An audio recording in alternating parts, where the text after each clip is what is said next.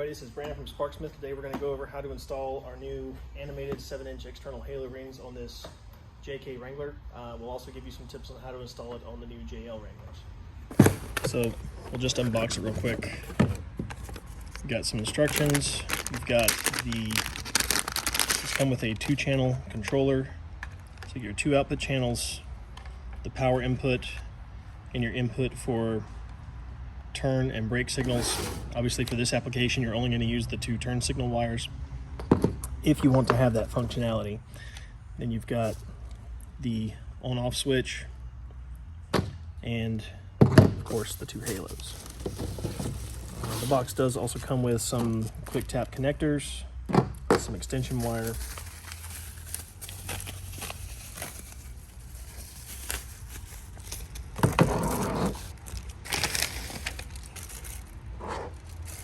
so that's everything that comes in it. The first step is we have to remove the grill.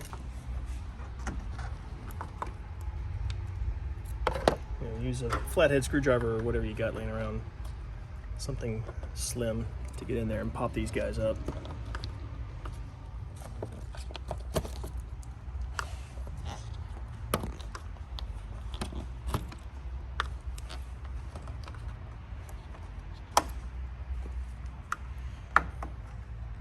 The JL Wrangler is a very similar approach.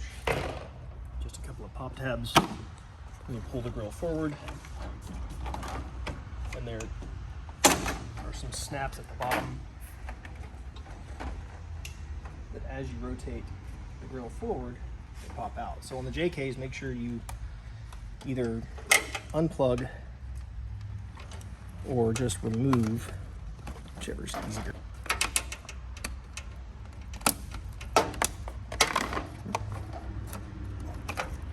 Both the parking lights. Okay, so once you get the grill out of the way, in this case there was a winch here so we can't get it completely off. Take a T15 Torx bit and you're going to remove the 4 screws holding this metal retainer ring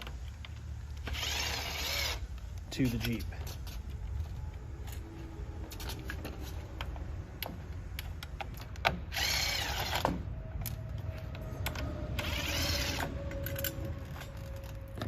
Once you get those off, get all 4 of them, set your ring off to the side, set your headlight off to the side, and that will give us some room to run some wires for the controller. We'll get to that in just a sec. When we get to actually mounting the rings, that's the easiest part.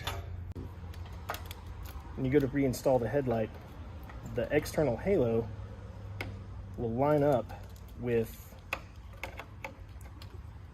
the 4 factory mounting points on that ring. So you'll take these as an assembly, put them back over the headlight, and run those screws back down. Pull it up close. Make sure that when you're running these screws down, that you catch this plastic. Also make sure that you don't over tighten it, because you can crack the plastic or it'll pull past that little leg and then the halo could fall off.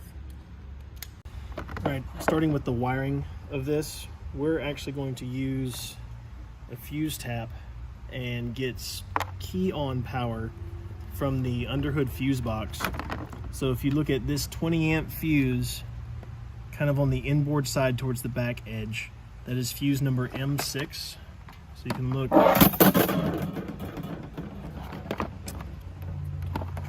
on the fuse box label and find number M6 if you can read it. Sometimes these are hard to read, but that one right there is for the power outlet.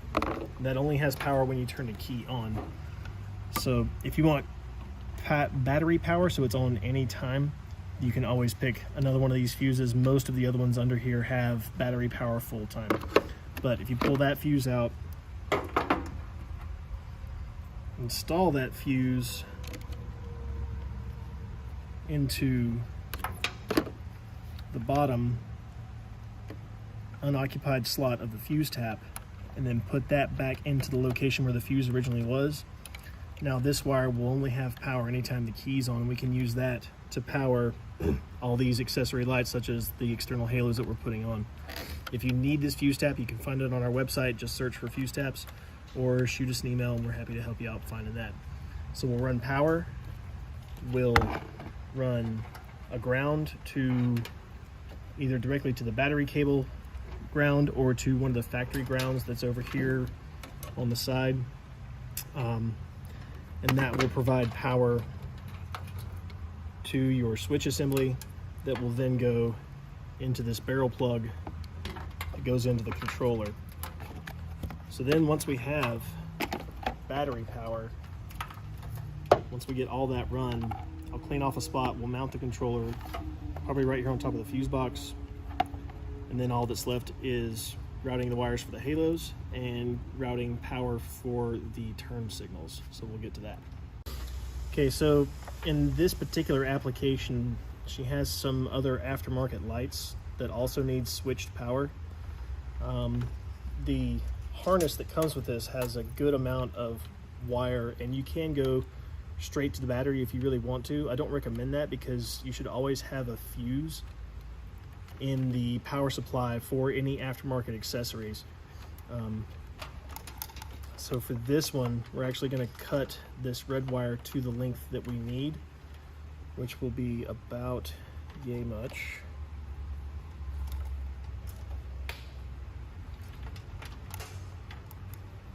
So that we don't have a whole bunch of excess wire under the hood. A lot going on here already, so let's tone that down if we can. So we will take this.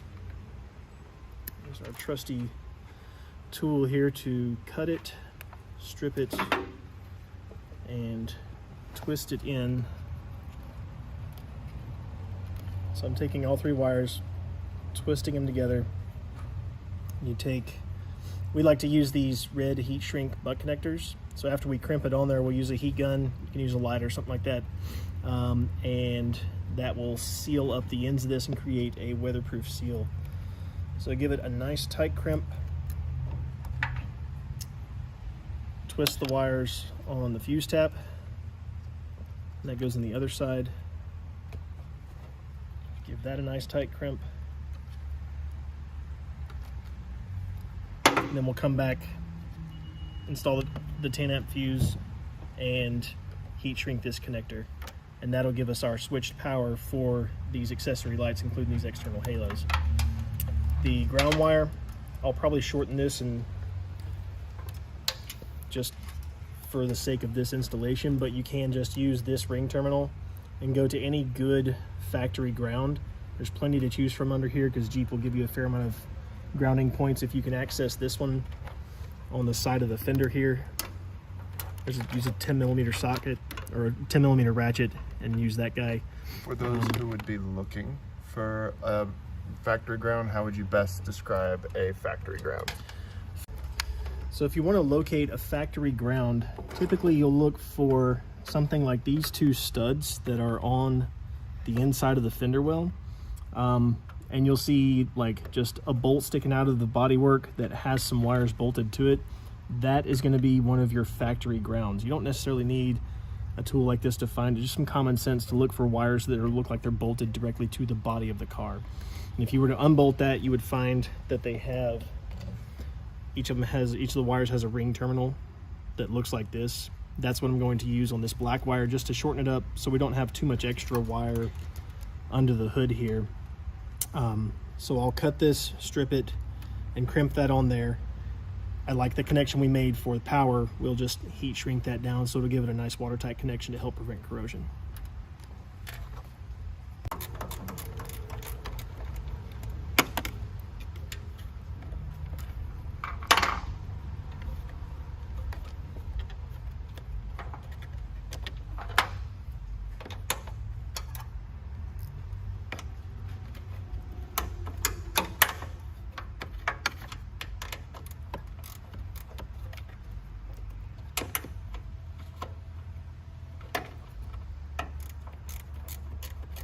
So on the JK Wranglers, when you're tapping into your turn signals, there's kind of a shortcut you can take to where you don't have to run extensions.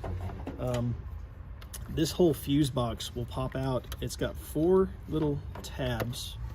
So there's one here and one on the back side. When you get this outer side up, you kind of pull up on it. And then on the inner, there's 2 more little tabs. When you pop all 4 of those, this whole fuse box comes out. Underneath, you've got this whole gambit of wiring. On the forward center plug, you have to pull this little red tab down and you can unplug this one. Once you get this out here where you can access it, on this center plug, the wire colors will vary from year to year on the JKs, but the process is the same. It should be this pin and this pin.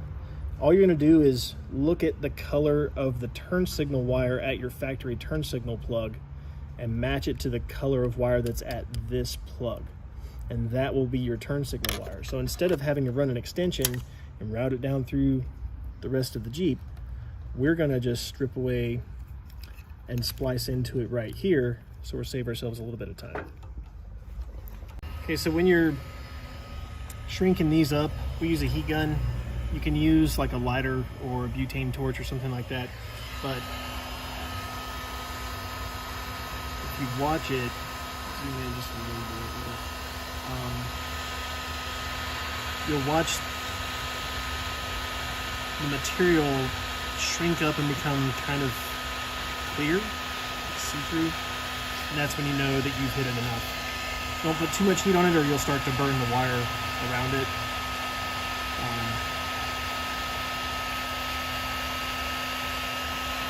But once you see it turn clear,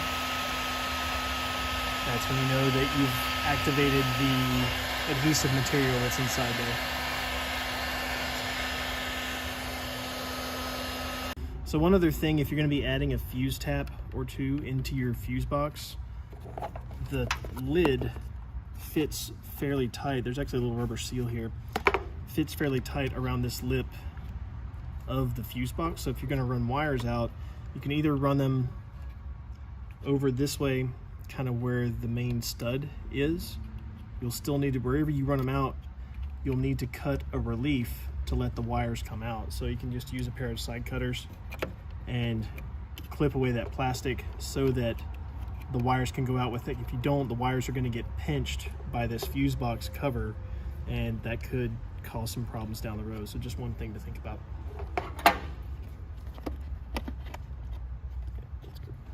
Okay, so we cleaned off the top of the fuse box with some rubbing alcohol.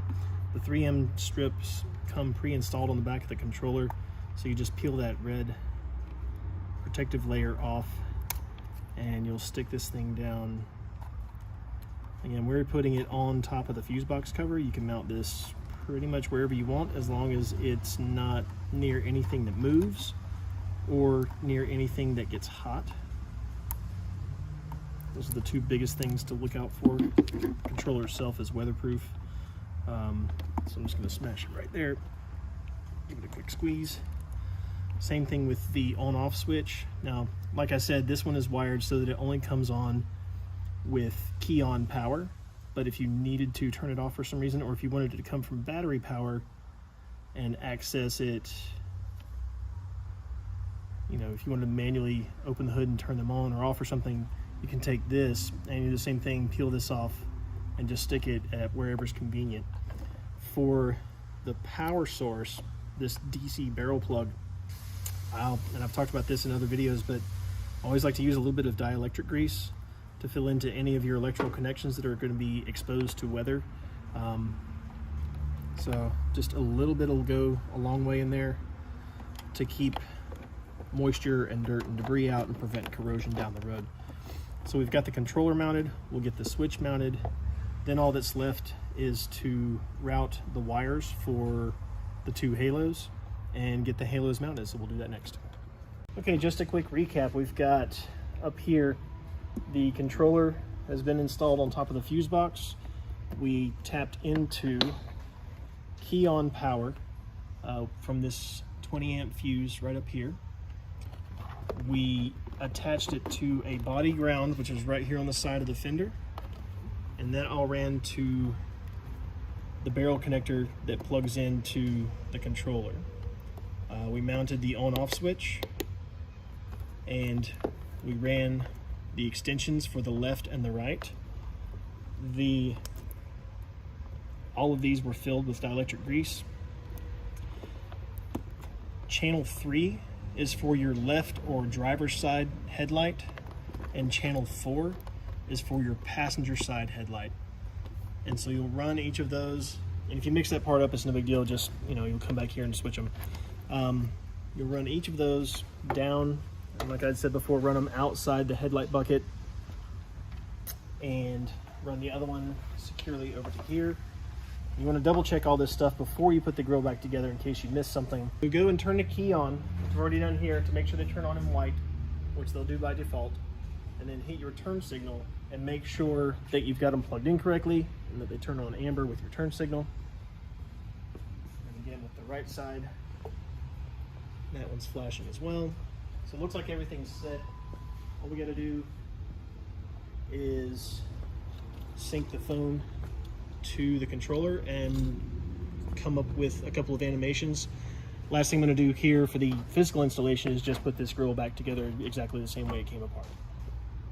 All right, so we're going to pair a new device, and you can hit scan once you've got your Bluetooth on and the app downloaded, and you'll find your controller. It should say connected. Then we can go, so you can see you've got channels 3 and 4. They'll start off in the middle. There you go. You can drag them out to do whatever colors you want. You can, at the bottom, they can be solid. Oh, yeah, we can turn the brightness way up on those. So if they're solid, the bar at the bottom is for how bright they are. If you go to breathe or strobe, it's how fast they turn on and off. And a lot of this app, you just kind of have to play around with it and see the capabilities that it has. You can use the camera, and it will try and match whatever color it's seeing.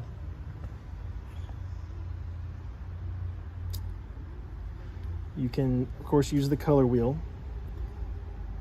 It has presets, so if you're, going to, and you can make your own presets as well. It'll play based on music that the microphone hears. It'll change color based on speed, or it will do any number of different animations. These are just some of the ones that come preloaded on the controller. But you can actually make your own. Let's see, where is it? You can go in and modify these and make your own animations. There's a bunch of different ways to do it. You select the rotating mode that you like, and then you select the colors that you want as it rotates, the first and the second. And if you want to add more colors, you can add up to 6 different colors.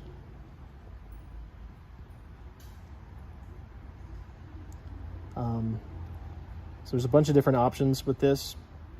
You can play around with it for hours and hours and just come up with whatever kind of color combinations you want. Or just go back to your standard colors. Okay, so we got everything wrapped up and have set up an animation on these to a color that matches the headlight halos, but you've got some motion to it. And again, you can modify those animations to just about anything you want. So there you go, that's the Sparksmith external 7-inch halos.